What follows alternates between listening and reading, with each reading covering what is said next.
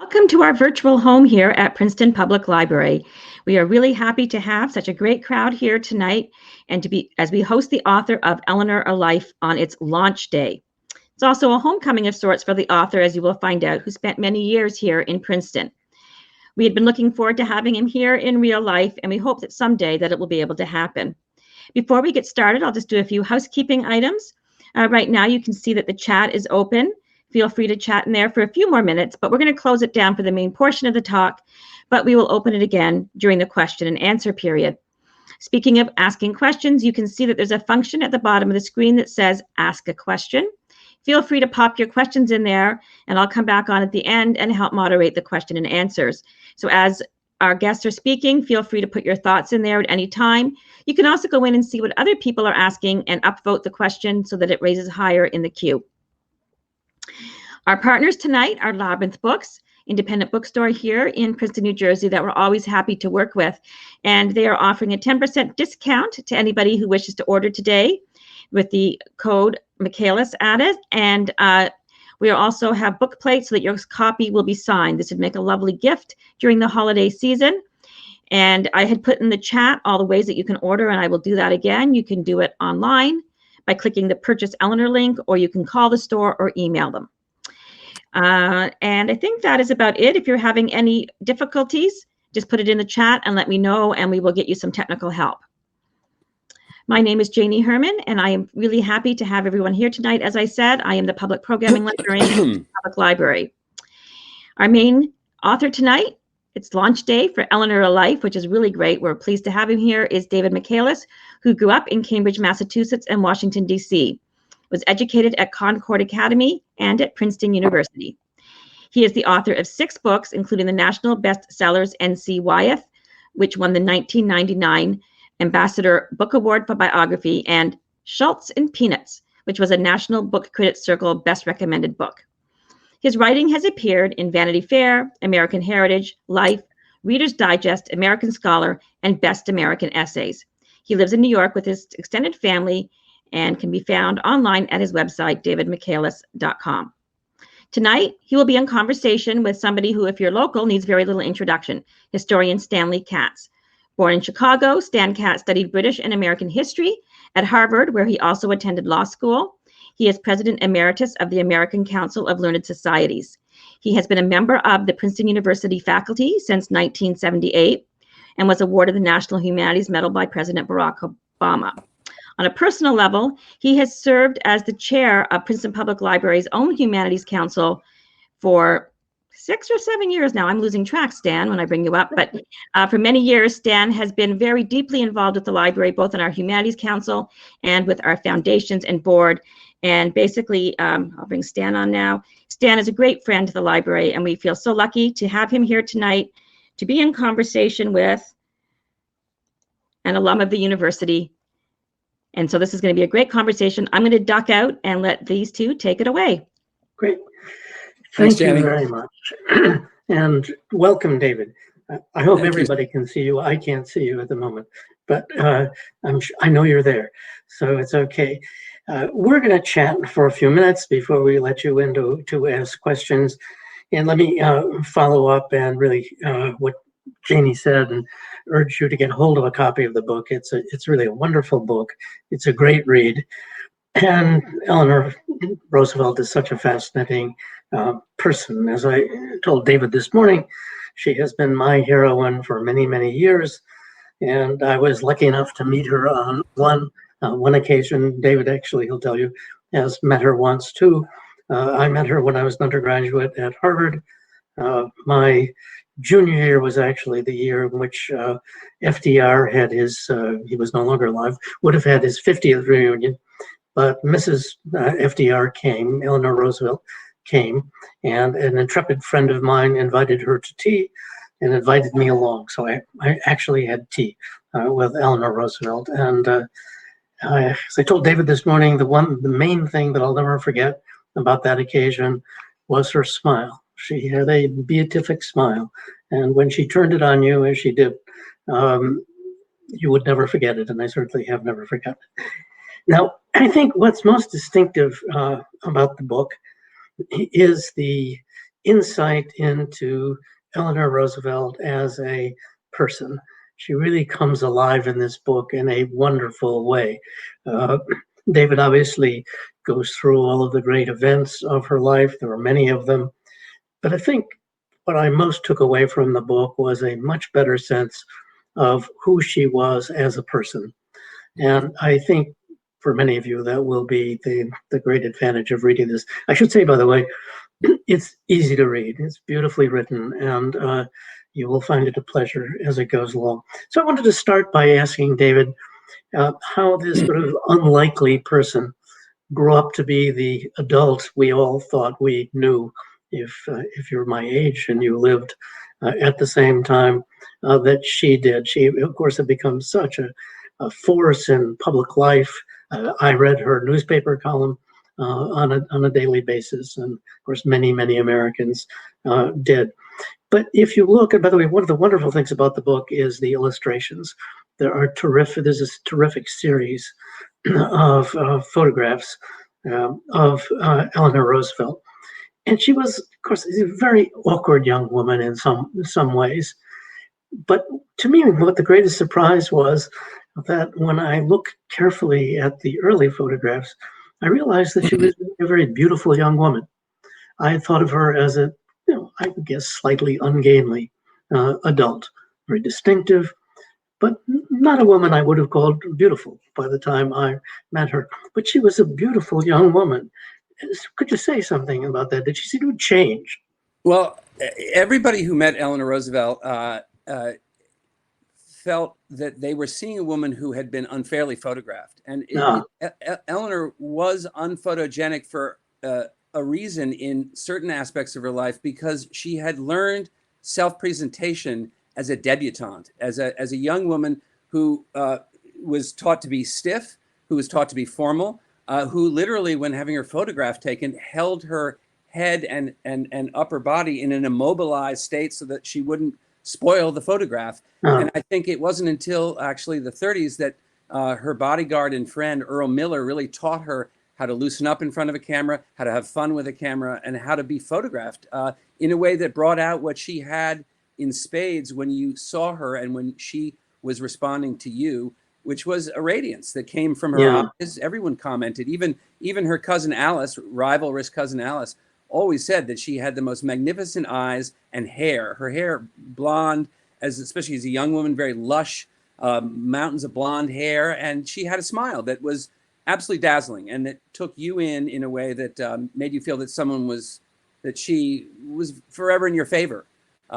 I think she had that way of connecting with people where you saw her, but she saw you, and in seeing you, you felt very seen and very understood. Oh, that's fascinating. That's absolutely fascinating. I'd really just never stopped to think about that aspect of it. By the way, let me just ask you the obvious question that I didn't ask you earlier. What drew you to her? What drew you to this project? After all, there's a 3-volume biography. Well, I wanted so much to free the Eleanor Roosevelt that I knew growing up, and the Eleanor Roosevelt who was a god in my household growing up, from the school marm, the do-gooder, the woman who people, 7th grade and 8th grade kids tasked to write a report might look at Anne Frank and say, oh yes, I knew who that is, or they might look at Helen Keller and embrace her as a hero and think that they're given Eleanor Roosevelt and don't really know who she is. I wanted people to know Eleanor as Eleanor has very rarely been known in massive archives, in long biographies. She's always buried in histories. I wanted people to know her for who she was. And I thought that there was a chance in a single volume, in a portrait, to bring her into sharper focus. I made the mistake, of course. You think you're going to write a biography of Eleanor Roosevelt and somehow skimp on FDR. You can't. You have to take into account the 32nd president and longest serving president. So I did feel at first daunted by the task I'd taken on, but once I saw the million documents in cardboard boxes at the FDR library, and a very nice Bob Clark, the supervising archivist, saw me pale literally when I saw these. They were being moved at the time in the renovation, And he said, no, that's why you're here. You're here to select from that mass. We really need a one-volume biography of her. And I felt stronger for having seen what the mountain that I was climbing was up close. Oh, that's right. You're a braver man than I think. But actually comment on that as an historian. Why weren't you completely intimidated by that million document pile? I think I would have been. Well, here's one reason why. I used to begin, when I was writing a biography of Charles Schulz, I used to begin every morning with my special digital button that would get me to original Peanuts cartoon strips. So I would start my day reading, 8 or 9 or 10, strips that I loved when I was a child, but was now discovering as an adult. When I would begin every day, I began reading Eleanor's column. And it is astonishing how often historians, great historians, Arthur Schlesinger Jr. and others dismiss the column as being banal or being, fit for the ladies' page of the newspapers at the time, where it was often segregated. It actually had in it a voice that I connected to right away. And it was a way of starting each morning with hearing Eleanor's voice. She had the distinct plain style. It's a little like Ulysses S. Grant's diary. It's very plain, but very high style at the same time. And it's telling things without great mission, but it's a way of actually connecting with a reader as if she was speaking from her sleeping porch over to yours. And she was very direct and unassuming. And I always found that if I really was worried about the way things were going to go, I would just simply read another 10 or 20 My Days and reconnect with the source. Another way was the newspapers, which by the time I began were so much more available online so that I could follow along as 10 to 12 reporters a day covered this Mrs. Roosevelt, this almost action figure as she was seen in the newspapers in the 30s. Yeah. Okay, that's tremendous advantage. It was sort of on the ground. It was seeing her in real time. It was seeing her as an action figure in the world she was living in, instead of as the historical figure on a pedestal. Yeah. Okay, well, very quickly before we move on, comment on, because the other thing that you were confronted with was an incredibly rich literature on FDR, on her husband, and even a pretty considerable literature on Eleanor Roosevelt. So, was that a great help to you? Was that a problem? How did you deal with that amount of material?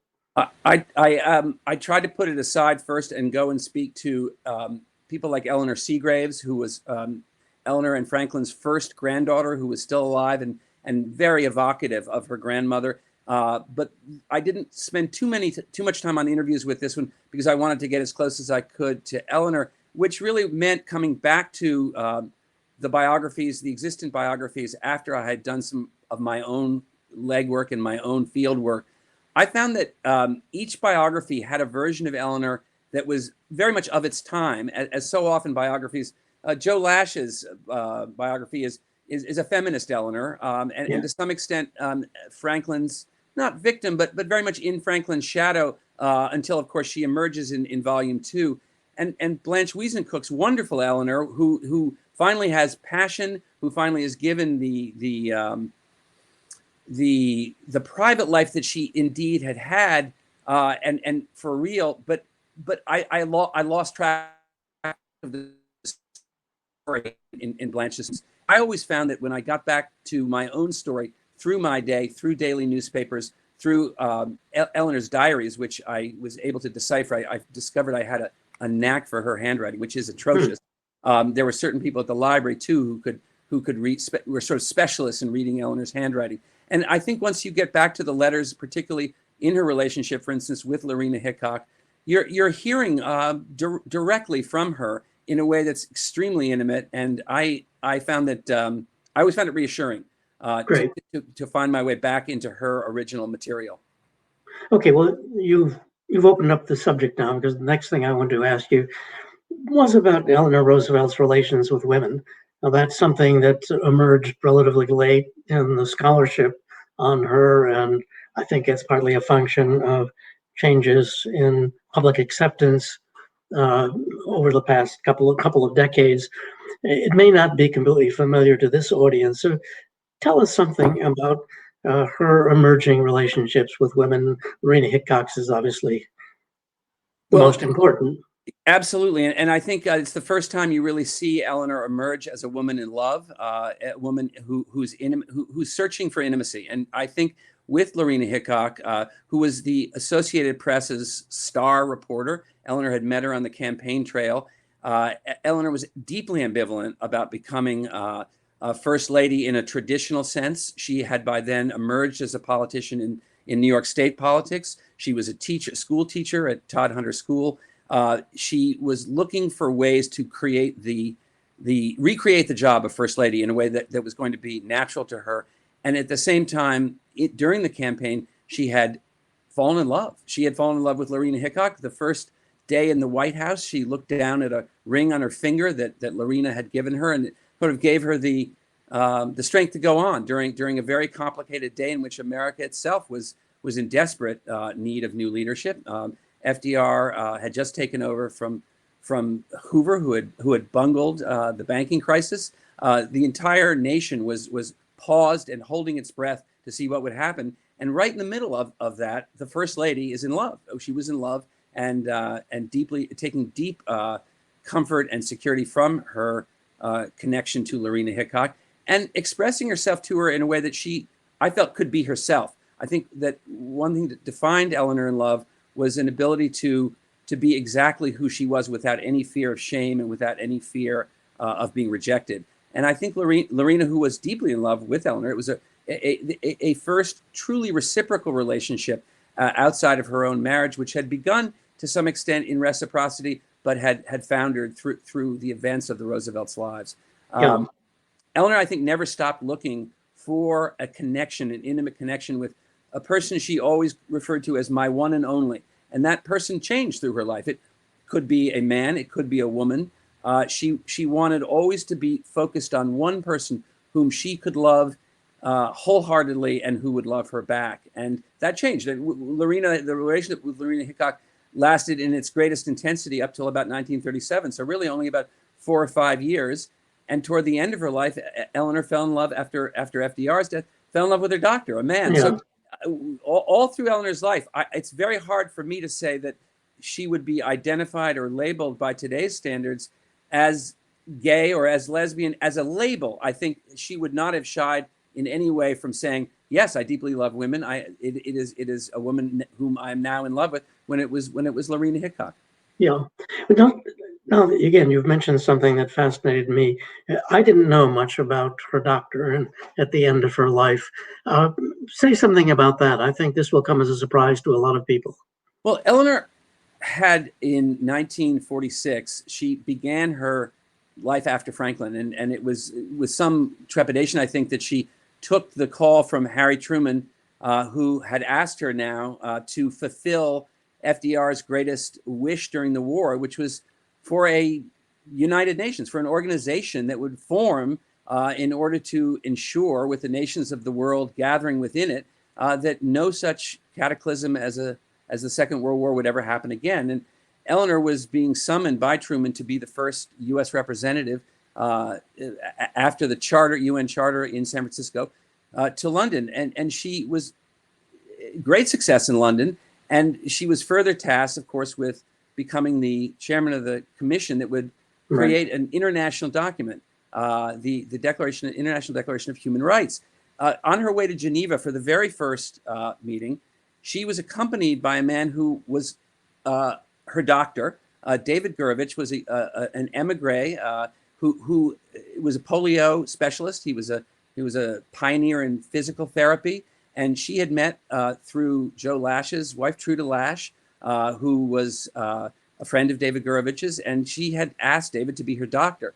He was a young guy in practice in New York, and he had fallen ill with tuberculosis, and he needed to get to a sanitarium in Switzerland. So Eleanor had moved heaven and earth and used all her pull to get him on the plane with her, and the plane put down in Shannon during the middle of a great pea soup fog over the Atlantic. They were delayed for 3 days. And during 3 days in the Shannon airport, as she brought him cups of soup and warm coffee and hot chocolate, they discovered they had an entire history that they felt overlapped. And they fell in love to some extent.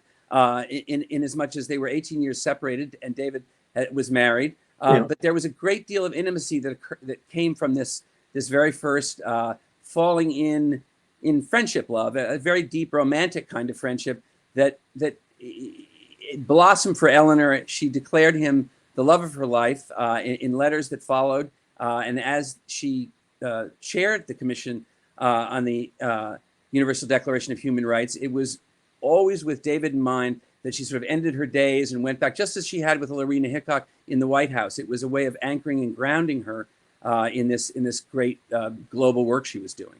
Yeah, I certainly get the feeling, this is very well done in the book, but that she was deeply in love with him. It also must have been, the way you presented, deeply frustrating, because he was very formal with her. He never called her Eleanor, I Yeah, exactly. Mrs. Roosevelt. I think he felt here he was a young man from Europe who was somewhat enthralled, as she was enthralled with him as an exotic and fascinating man in her world that she might have met, let's say, in her days at the Rivington Settlement House. He might have been a young settlement worker. Her whole life, I think, she rediscovered through David what might have been the kind of romantic life. She might have been working alongside of a young activist. I think that what David represented to her was this possibility that she could be loved by someone who would deeply love her and revere her and come closer than he ever wanted to be. He couldn't. He found, I think, in calling her Mrs. Roosevelt, a sort of formality that pleased him, I think, because it made him feel, I think, in some ways important, and this sort of formality was and he was a hand kisser in a continental sort of European continental way. He liked the formality. He loved that she could do things for him. Yeah, that's absolutely fascinating. Let me take you all the way back for just a second with FDR. I certainly get the impression in the beginning of the book that she was deeply in love in a very romantic way with FDR until he proved faithless. Is that fair? Yeah, I think FDR in meeting his fifth cousin on a train one day, just back from Harvard College as a freshman, was meeting the president of the United States' niece, his cousin, yet the president's niece, a great glamorous connection for him. He worshipped Theodore Roosevelt.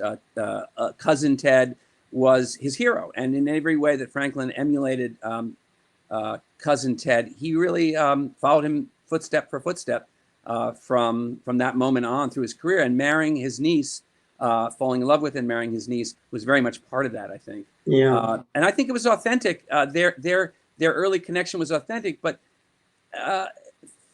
for so many reasons, so tentative, really. They couldn't find a way each other as they grew. And I think that very, very clear right away that Franklin's style, that Eleanor had initially fallen in love with, all the things that made him seem at first so much like her father, his charm, his dashing nature, his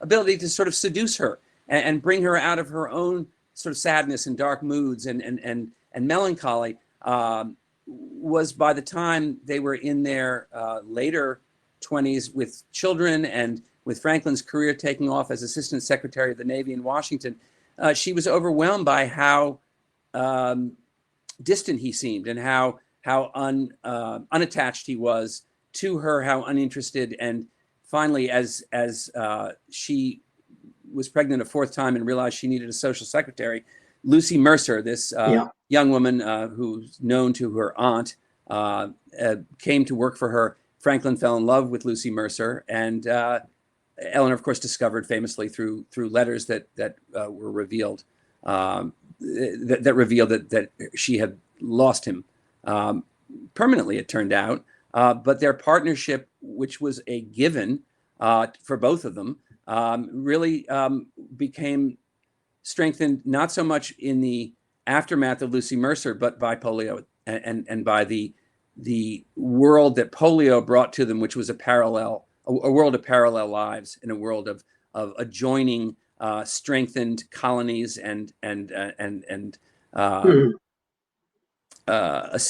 people that the Roosevelts brought around them were people very much like themselves who had suffered from things, different kinds of pain, different kinds of addictions, different kinds of difficult childhoods. And I think that as Franklin recovered from polio, Eleanor's ability to tolerate the new people in his life, to recognize in herself what she couldn't bring to Franklin, they both were able to let go and yet stay focused through Louis Howe, Franklin's great advisor and champion, political advisor and champion. They found ways to focus entirely on his ambition as Eleanor herself developed her life on the side. Well, that's fascinating, and I think you developed that relationship in a wonderful way. I really felt I understood it in a way I simply had never understood it before. So that's a real historical accomplishment, and I congratulate you on that. But before we open this up to other people, I wanted to ask you about the topic that in a way has always most interested me about Eleanor Roosevelt, and that's her relation, you mentioned it already, her relationship to the Universal Declaration of Human Rights. Some of the people in the audience will have read the fine book that's been written on that subject, and I spent a lot of time thinking about it. And when I read your book, of course, it brought me back to it. So sketch it out just a little bit. And what was the task she was given, and how successful do you think she was? Well, to answer the last part first, I think that the thing that we have to remember about, or the first thing that should be known about the Declaration, the Universal Declaration of Human Rights, is it remains today the inspiration for every rights instrument, for all rights documents, and that's one of its great legacies. It began, of course, in FDR's Four Freedoms during the war. It began with the idea that the war had produced such a cataclysm, had produced a condition of world chaos that could never be repeated. And with the atom bomb, especially with America's exploding of the atomic bomb, a new world order, which FDR and Churchill and Stalin had all discussed in great detail, had to come into play through the organization of United Nations. The FDR actually coined the term United Nations, and in the first session in London, Eleanor showed great strength in meeting the challenge of bringing her husband's legacy into a world organization. She was very powerful during that meeting, standing up to the Soviets, who almost immediately, the very first representatives of the Soviet Union immediately began showing that they were not going to be straightforward in their dealings with the U.S. They were going to find ways to undercut, and she was right away a stalwart. The Declaration itself came to pass during the sessions in Geneva. The task that she was given was to bring together 18 nations to form a document in which rights that would be given, pre-existing rights given, would be hammered out among the nations of the Commission, that would be given to all people. It became a document that was challenged immediately. Her decision to create not just the document itself, but a covenant which would be presented to nations, to the treaty that would be hammered out for people to adopt or not adopt, was a great triumph for her, because I think it made it active, gave the document an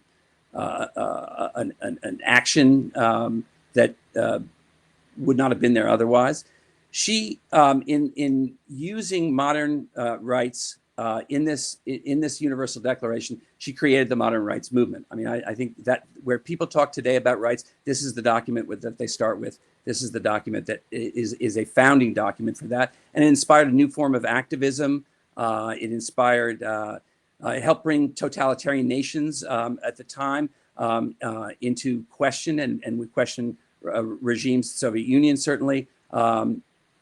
I think that she went over to Geneva for at least 4 or 5 sessions, resulting finally in the culmination of the whole United Nations voting in 1948, giving her a standing ovation when it passed. She had done something that had never been done before, and I think it remains her great achievement. Mm-hmm. Okay, well, that's a good account, I think. On the other hand, of course, the United States wasn't prepared to adopt all of the conventions that followed that. We were only willing to sign on to the civil and political rights. We weren't prepared to sign on to social and economic rights. And I guess the other thing I wonder is, it's a very interesting, very complicated document. I'm thinking now of the Universal Declaration. Much of this must have been a mystery to her. It's hard for me to believe that she intellectually commanded many of the subjects that were covered by the Universal Declaration. And indeed, most Americans didn't understand them. It's a very un-American document. Well, I think the State Department, which was extremely sensitive to certain aspects of, well, for instance, in 1948, the UN heard the complaint of India, and it was the first time that a nation, they were complaining, brought a complaint to the UN against South Africa, where Indian workers were being mistreated. And it was the first time that a minority group in a nation was coming forward to offer a complaint and say, we are being mistreated. And South Africa was indeed culpable, but the United States delegation and the State Department especially heard this complaint and was terrified, because they suddenly realized that a minority population within the United States, namely African Americans and namely the NAACP, could bring a similar kind of complaint to the UN, and it would make the United States at that time, in 1946-47, there were sudden massive numbers of lynchings of African American veterans. The State Department was terrified this was going to be used against the United States by the Soviets, who were already beginning to. So when India brought its complaint to the UN, John Foster Dulles and representatives of the State Department immediately shuttled it away from the UN to various different committees under the UN bureaucracy, and to another justice court to hear the case, so that it would not become a national news story in the UN daily, in the daily newspaper accounts of UN activity. And Eleanor went along with it. Yeah. She might have stuck up for India and Indian workers, but she knew that it was contra the United States' interest at that moment, and she went along with the UN. She, on the other hand, stuck up for the NAACP when the W.E.B. Du Bois report, it was a 155-page report that detailed these horrors in 1946 and 1947, and indeed the entire horror of Jim Crow and segregation, the entire history, which was brought to a UN meeting and was presented. And with Eleanor's support, she could not actively publicly support it, but she championed it and saw that it was brought through the proper channels and into debate. So she was very canny. I think she used statesman-like instinct that she had developed over years, much more than, as you say, deep knowledge of subjects. She could trust her advisors in many cases. She had wonderful people working with her from the State Department, and where she could stand up and speak herself and on her feet debate Andrei Vyshinsky, debate. She was in her element, and I think at that point there was no one stronger than her, and certainly the doubters on the UN delegation, including John Foster Dulles and Senator Arthur Vandenberg and others, who did not welcome her when she was brought into the delegation by Truman, did go up to her after that first session in London and say, I take it back, Mrs. Roosevelt, you pulled us through. I wonder a little bit about that. I mean, that's correct, obviously, historically, but to some extent she was being used, wasn't she? Well, yeah, I think she was being used because she brought a lot of firepower, and she certainly brought a lot of attention there, but I do think that she showed herself to be. I mean, she dazzled people during that particular session in London. She was a woman of that time. Her abstemiousness, her personal courage and responsibility was inspiring in the post-war world. I don't think lemon-faced John Foster Dulles was going to be bringing as many people into the debate as Mrs. Roosevelt, and certainly she earned Harry Truman's epithet, "First Lady of the World." I think she certainly carried that authentically. Great. I think Janie is here to rescue us at this point. Hello. You're muted, Janie. Right there. Okay, I'm back on. No, not here to rescue. This has been such a fascinating conversation. And I'm going to just re-enable the chat on the side, and people can pop their questions in there. But there's also the Ask a Question button down here if anybody wants to put it in there. We do have a few questions in here. So let's just start with... Janie, before we do, yeah, I won't have another chance, so let me just thank David. Okay, one more from Stan. Yeah, it was terrific to talk to you, and I hope this is a conversation we're going to carry on. Thank you. Yeah. Okay. Yeah, and Stan will stay here. You can chime in as well here, Stan.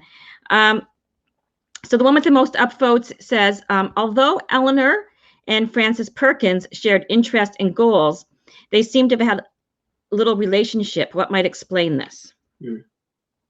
Stan, do you have a Frances Perkins background? Well, I'm not sure.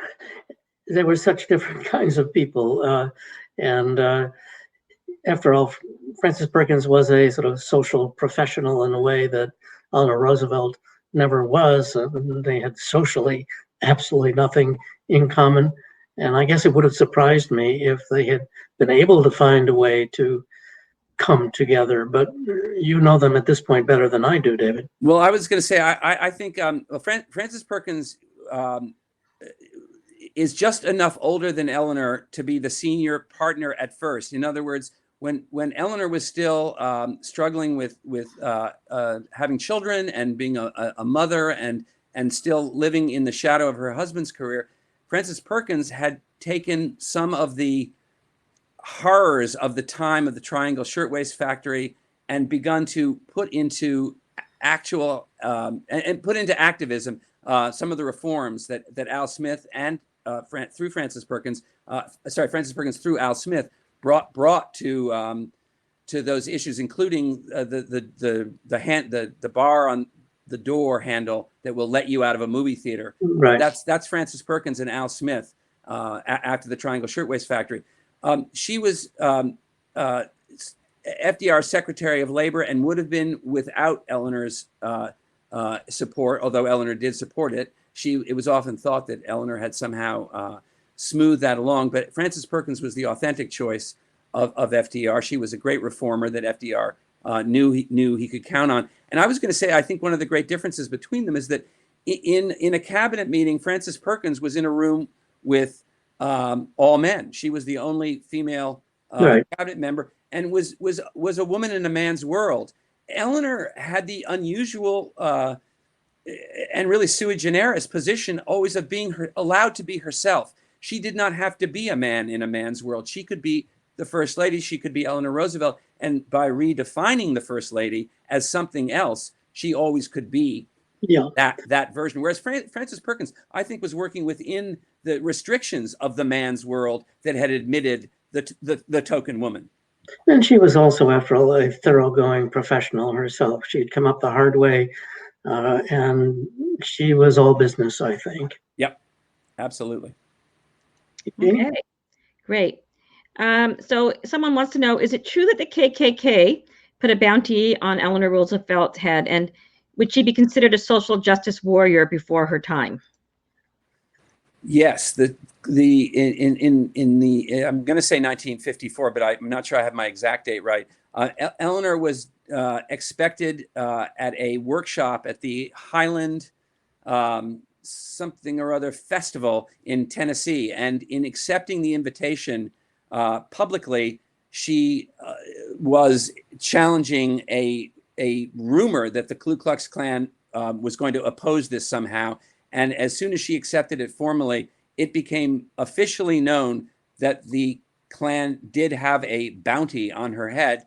And she drove as on any day, she would drive somewhere to meet and meet her, fulfill her engagement and do her duty and go. Eleanor went everywhere at all times to do everything and never shirked a duty. And she would never have stopped because she heard that the Ku Klux Klan, she would take care. She also had, since the 30s, and I don't know about 1954, whether that night she had a pistol in her glove box, but she did in her days as First Lady. And then later on, she had a pistol first in her glove box and later in her New York apartment that she was given. She didn't like guns particularly. She was taught how to fire them. She learned how to use a Smith & Wesson 22 that she was given on her birthday by her friend Earl Miller. And she could have used it, but I don't think she would have been armed on that night. She was unafraid in a way that I think is unique, actually, in a public figure, would be unique for a public figure today. When FDR, there was an assassination attempt on FDR in January of 1933. A gunman in Miami Beach got 5 rounds off. They missed the president-elect, but hit several others, including the mayor of Chicago. And Eleanor's entire response to that event and to others that were near, very, very close, was very much like her uncle, Theodore Roosevelt's response to an assassination attempt, which was simply to keep going. I mean, Eleanor, no one ever tried to take a shot at Eleanor, but she was from a world in which you kept going. And I think it's a characteristic of hers that comes directly from her Rooseveltness. Yeah, that meeting that she was going to was at the Highlander Center, wasn't it? Exactly right. Yes. Yep. Yes. It was a threat that never, of course, went so beyond. Was she then what we would now call a social justice warrior, or did she just? I would say she is she was a holistic social justice warrior in that she would have taken. She was a healer. I think she was trying to heal people. She was literally the administrator of a Red Cross canteen during World War I, and a visitor to soldiers' bedsides and to the bedsides of young men in mental or constantly in her attempts to bring justice and peace to the world. She was dealing one by one, person by person by person. But I think warrior is exactly what she was. I think she never stopped, and she saw herself without a great deal of pretense or grandiosity. But it was global finally, and so she's really Wonder Woman. I mean, she's an action figure, the likes of which we could never really have today. Yeah. So here's this question, wanting to know, Mrs. Roosevelt set her own agenda as First Lady. How did she approach the traditional roles and duties? And this question comes with a little bit of a caveat at the end, saying, for example, we know that the current First Lady doesn't really care for Christmas decorating. So there are certain things that the First Lady is expected to do. She was setting her own agenda. Did she still fulfill her traditional role and duties? Most definitely. And Eleanor Roosevelt genuinely, sincerely loved Christmas. It is a characteristic of not just the kind of faithful person she was, and believer in Christianity. It was her faith. But she was simply smitten with the idea of doing things for people. It was the way she saw herself. If she was to be loved, it was by being useful to people, and by being useful to people, it was by getting closer to them, and she got closer to them by giving to them. And her Christmas list, her Christmas shopping began on January 1. She would begin literally after Christmas, beginning the next year's present closet, which by December was filled. She had a Christmas list of about 300 people. There were everything from turkeys and jars of honey to things she picked up around the world. She made massive deliveries of gifts and presents and wrappings to orphanages and to all sorts of people all through the Christmas season.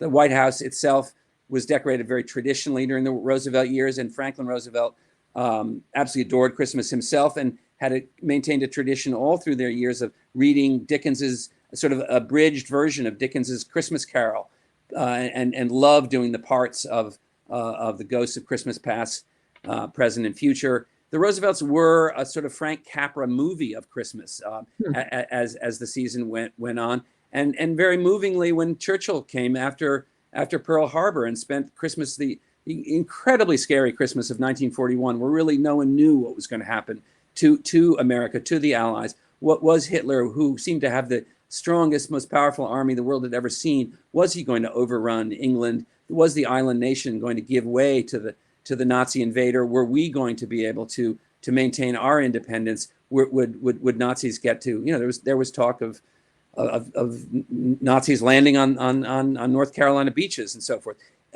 Eleanor's fulfilling of the traditional role of First Lady began on March 4th, 1933, where she served tea to the horror of the White House staff. The traditional tea on Inauguration Day was served then by the White House staff, and she herself got behind a table and started handing out cups of tea and pieces of cake and napkins, and she was always hands-on. One thing that interested me in reading carefully through letters and through original documents was to discover that there's a perennial problem at the White House, which is that people who visit it always want to take something. They want to take a spoon or a fork. Some people want to actually put a plate from the White House China collection right down the front of their pants and walk out the door. Often the ushers or waiters or staff will stop people. But Eleanor, a few times, she was an incredible noticer. She noticed everything that was going on. She was often quiet about what she was noticing, but she was noticing it. And she saw people sometimes slipping the silver into their pocketbooks. And she would, judging whether or not by bringing it to someone's attention or exposing the person, whether this would sort of demolish that person. Would this be a horror for this person to be discovered? And sometimes she just let them go. She let forks and knives and in fact, one case, a full plate go out with that person rather than shame them and expose them to public humiliation. I thought that was very telling of who she was, in addition to another very telling First Lady act, which was to let her mother-in-law, who had dominated her all her married life. Well, to explain very briefly, there is a ranking at state dinners, and everybody sits in those days sat according to rank, and your spot at the horseshoe-shaped table, in fact, being above the salt, or which was a phrase in the diplomatic corps, meant that you were up highest, closer to the president. Eleanor's spot was right at the top of the table there, and her mother-in-law, Mrs. Sarah Delano Roosevelt, Franklin's mother, she had no spot. She had no official rank. The president's mother has no official ranking. Eleanor had an official ranking as the First Lady of the United States, and she often would simply not appear at a state dinner so that her mother-in-law could slip into the place, that First Lady's place, in order to be closer to Franklin and right there in the action. And you don't see that often in the history of First Ladies, letting mothers-in-law step in like that. Yeah, that's very interesting. We have one more question, and then I think we're going to wrap it up. And we also have someone asking if this program will be off to air. So this will automatically be recorded, and people can do a replay. So if you know friends and family that you think want to tune in, they can come right back to this link, right back on crowdcast.io/PrincetonPL, and they can do a replay of this event because Crowdcast does that for us. So within about 5 minutes of us turning off, the replay is available. So someone wanted to know if you could comment on her relationship with Amelia Earhart. I would say Amelia Earhart. I mean, this is the First Lady of American Aviation and the First Lady of the United States actually did have a kind of magnificent sisterhood. I don't think it was a romance. I remember Gore Vidal, in a sort of teasing way, describing Amelia as just as one more of Eleanor's great conquests, and that she was probably in love with Amelia. I never saw that. I did see that they really were, they adored each other. They found each other in a way, they were both, they were similar. They were shy by nature. They were incredibly thoughtful and observant and bookish, and they had a lot in common. And they both had this world that was happening above. The thing you have to remember about Eleanor, about the motion, there was no, first ladies never left the White House before Eleanor. They scarcely went outdoors in public in a way that the public was aware of. Whereas by the time Eleanor was first lady, a person in Kansas could look up when they heard an engine in the sky and think the first lady of the United States is flying overhead and is on her way to Los Angeles. So Eleanor was the first flying first lady. She was right in the time of Amelia Earhart's ascendancy as the first lady of aviation.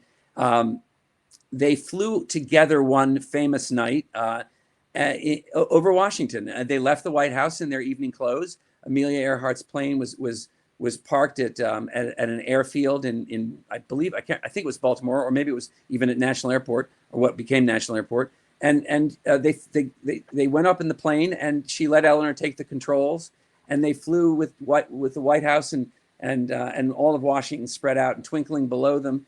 And I think what Eleanor saw in Amelia was someone who was overwhelmed by the world that was new in those days of celebrity. Radio, the newsreels, figures were no longer she was a god, and Eleanor understood what the consequences of this was, and she was trying to protect her own children from it. And I think she took a very motherly shine to Amelia and actually tried to dissuade her from doing certain things, but always wishing that she too. She actually had applied for a license, her own pilot's license, and she had taken several lessons, but Franklin talked her down out of it and actually forbade her, because he was then governor of New York and felt that a first lady flying was going to get them both into trouble if she crashed or if she had any kind of accident. This was going to be, and so he was the one actually who put the kibosh on her and on her as a pilot in her own right. And Eleanor spoke about this to Amelia, who was extremely sympathetic. And that was Amelia Earhart's great achievement, was that she was on her own. She could do it. She had often co-pilots, but and indeed on her last tragic flight, she had a co-pilot. But I think Eleanor always looked upon Amelia as the female figure of the day that she wished she might have been or could have been. That's very interesting.